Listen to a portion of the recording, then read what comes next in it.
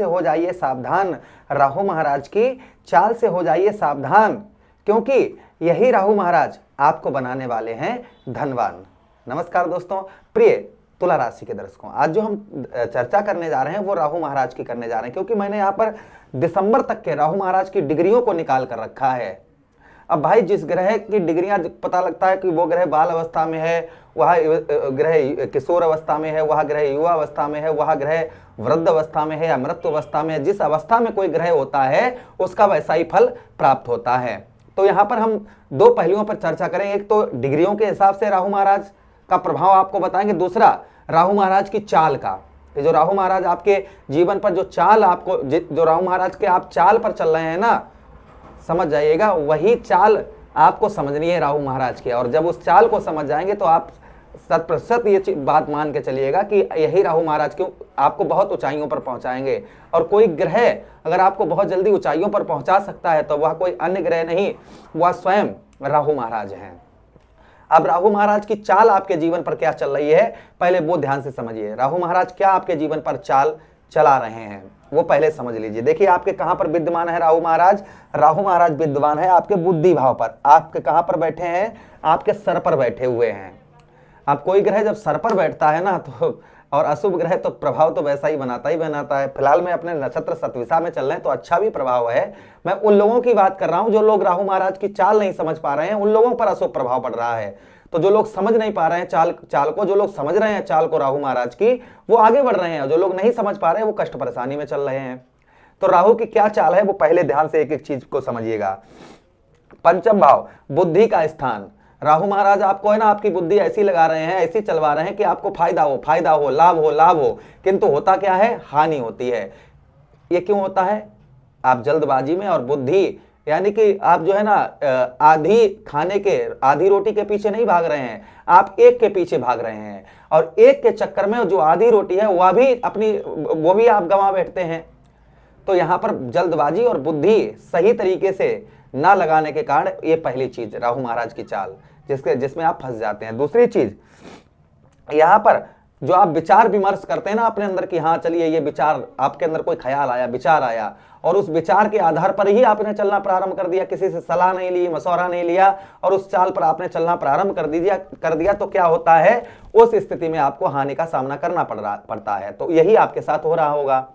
दूसरी चीज, पिता के साथ आपकी अनबन चल रही होगी, लड़ाई झगड़े चल रहे होंगे पिता की ओर, साथ में पिता की ओर से कोई भी आपको हेल्प नहीं प्राप्त हो पा रही होगी। उसी के साथ ही साथ आगे हम चर्चा करते हैं कर्म का, अर्थात जो आप मेहनत कर रहे हैं, जो आप कर्म कर रहे हैं, उसका फल आपको प्राप्त नहीं हो पा रहा होगा। जो रात दिन आप मेहनत कर रहे हैं, नियंत्रण मेहनत कर रहे हैं, उसका फल आपको प्राप्त नहीं हो रहा होगा। पेट से संबंधित कोई रोग, कोई कष्ट परेशानी आपके खान पान के कारण आपके हो रही होंगी। उसी के साथ ही साथ राहु महाराज के पास में दृष्टियां भी हैं। ये तो प्रभाव आपके पंचम भाव पर बना ही है, दूसरा आपके पंचम दृष्टि से आपके नवम भाव अर्थात आपके भाग्य स्थान को देख रहे हैं। अब भाग्य स्थान को देखने की वजह से आपको पहली चीज कि आपके 99% आपके कार्य संपूर्ण बन जाते होंगे, 1% से आप मारे जाते होंगे, यानी कि 99% तक आपके कार्य सिद्ध हो जाते होंगे और 1% से आप रह जाते होंगे। ऐसा क्यों? ऐसा इसलिए कि आपको भाग्य का साथ नहीं मिल रहा है। छोटे से छोटे कार्य को संपूर्ण करने के लिए आपको बहुत ज्यादा मेहनत करनी पड़ रही होगी, बहुत ज्यादा भाग दौड़ करनी पड़ रही होगी, फिर भी वह कार्य आपके नहीं बन पा रहे होंगे। यानी छोटे से छोटे कार्य के लिए आपको बहुत ज्यादा मेहनत करनी पड़ रही होगी, भाग दौड़ करनी पड़ रही होगी, फिर भी वह कार्य आपके पूर्ण नहीं बन पा रहे होंगे। ऐसा क्यों? क्योंकि ऐसा आपको भाग्य का साथ नहीं मिल रहा होगा। पूजा पाठ, धार्मिक कार्यों में जैसे आप किसी दिन आप घंटों मेहनत करते रहते, घंटों आप जो है पूजा पाठ करते रहते थे, किंतु इस समय पर अब आपका ना ही पूजा पाठ में ना ही किसी भी क्षेत्र में आपका मन दान पुण्य और धर्म के कार्यों में नहीं लग रहा होगा। अगली दृष्टि आपके लाभ स्थान अर्थात सफलता भाव पर, जहां पर है केतु महाराज आपके विद्यमान।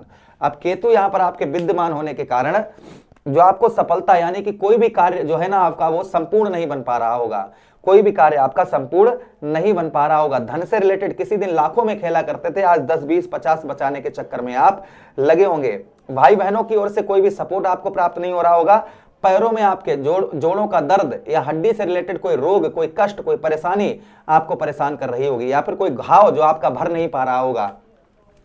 अगली दृष्टि से आपके लाभ स्थान, आपके सफलता भाव को यहां पर राहु महाराज देख रहे हैं। लगन भाव को आपके देख रहे हैं नवम दृष्टि से। अब नवम दृष्टि से देखने के कारण सबसे पहले शारीरिक कष्ट परेशानी, हेल्थ इशू आपका बहुत ज्यादा चल रहा होगा। उसी के साथ ही साथ चेहरे की चमक, चेहरे का ग्लो, चेहरे की एनर्जी ये 0 शून्य आपके हो गई होगी। जो लोग आपकी ओर बहुत ज्यादा चेहरे को देखकर एक्टिव होते थे, आकर्षित होते थे, वो इस समय पर कोई भी आपके चेहरे को देखकर आकर्षित नहीं हो पा रहा होगा। उसी के साथ ही साथ स्थान परिवर्तन करने का बड़ा ही मन आपका करता होगा कि यहाँ नहीं वहां चलते हैं, वहां नहीं वहां चलते हैं। उसी के साथ ही साथ सुख और दुख, यहाँ पर दुखों का आपको कुछ सामना करना पड़ रहा होगा। तेज बल, शरीर के अंदर एक बल, ऊर्जा, एनर्जी आपकी कम होगी। और जैसा हमने आपको बताया, हेल्थ का इशू आपका थोड़ा बहुत चल रहा होगा। तो ये राहु महाराज की आप चाल को नहीं समझ पा रहे, जिसके कारण हो रहा है। फिर भी जो आपको परेशानियां हो रही हैं, तो मैंने यहाँ पर डिग्री लिखी है। जैसे फरवरी के महीने में 16, मार्च के महीने में 14, अप्रैल के महीने में 13, और अप्रैल के बाद मई के महीने में 12, और जून के महीने में 0, मई जून में 09, जुलाई में 08, अगस्त में 06, सितंबर में 05, अक्टूबर में 03, नवंबर में 01 और 5 दिसंबर को राशि परिवर्तन कर जाएंगे। तो जिस तरीके से इनकी डिग्रियां कम होंगी, वैसे ही आपके जीवन पर जो अशुभ प्रभाव चल रहा है वो भी कम होता हुआ नजर आएगा। चलिए, ये तो हमने डिग्रियों की बात बता दी। जिस तरीके से हर महीने डिग्री कम होती जाएंगी ना, तो उसका प्रभाव जो अशुभ है वो कम होता हुआ नजर आएगा। जैसे ही अर्थात आप मान के चलिएगा, जुलाई का महीना आएगा, जुलाई के महीने से अस्तित्व राहु का 0/0 हो जाएगा। क्योंकि कोई भी ग्रह जब 0.8 डिग्री से कम होता है तो उसका प्रभाव बाल अवस्था का हो जाता है। तो यहाँ पर बच्चे के समान यहाँ पर राहु हो जाएंगे फिलहाल में। उससे पहले राहु महाराज की आप जो है ना, जो चालें हैं उनको समझ लीजिए।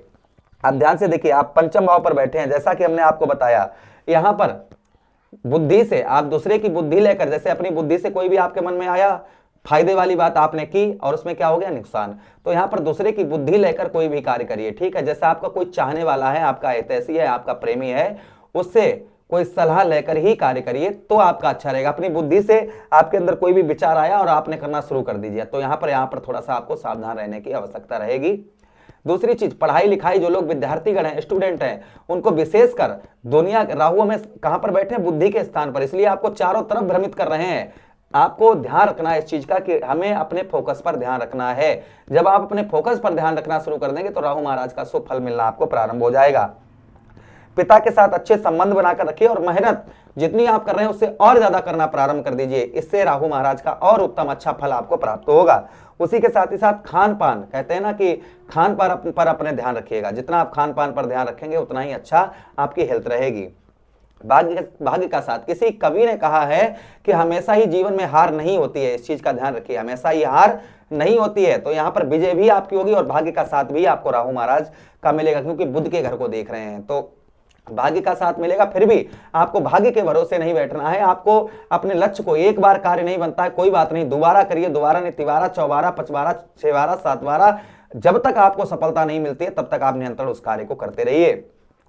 थोड़ा सा समय अपना पूजा पाठ, धार्मिक कार्यों में निकालना प्रारंभ कर दीजिए। थोड़ा सा समय जो है अपना, जैसे आप पहले निकालते थे उससे आधा कर दीजिए, लेकिन आप थोड़ा सा समय जो है पुनः निकलना प्रारंभ कर दीजिए पूजा पाठ की ओर। तो ये भी एक चाल है कि आपका ध्यान पूजा पाठ से राहु महाराज हटा रहे हैं, तो यहाँ पर इस चीज का भी आपको विशेषकर ध्यान बनाकर रखने की आवश्यकता रहेगी। लाभ स्थान, सफलता आपको मिलकर रहेगी, निश्चिंत रहिएगा इस चीज को। आपको सफलता, थोड़ी सी संघर्ष और मेहनत करनी पड़ेगी, लेकिन सफलता यही दिसंबर तक आपको सफलता भी दिलवाएंगे। किंतु भाई बहनों से अच्छे संबंध बनाकर रखिए और जहां पर 10 रुपए का खर्च है वहां पर 5 रुपए का करने का प्रयास करिए। इतना आप प्रयास करिए, इससे लाभ आपको राहु महाराज का और उत्तम अच्छा आपको प्राप्त होगा। लगन भाव, खान पान का ध्यान रखिए और देखिए सुख और दुख हर चीज का जोड़ा होता है। जैसे सच है तो झूठ का झूठ है, अगर पानी है तो अग्नि है ना, अगर सोना है तो चांदी है, नर है तो नारी है ना। तो हर चीज का जोड़ा, पशु है तो पक्षी है, हर चीज का जोड़ा होता है। सच है तो झूठ है ना। तो हर चीज का जोड़ा होता है। तो अगर आपके जीवन पर अभी दुख भी है तो सुख भी आएगा, ये निश्चित मान के चलिएगा। उसी के साथ ही साथ में खान पान का विशेषकर अपना ध्यान रखिएगा, कोई दिक्कत वाली बात नहीं है।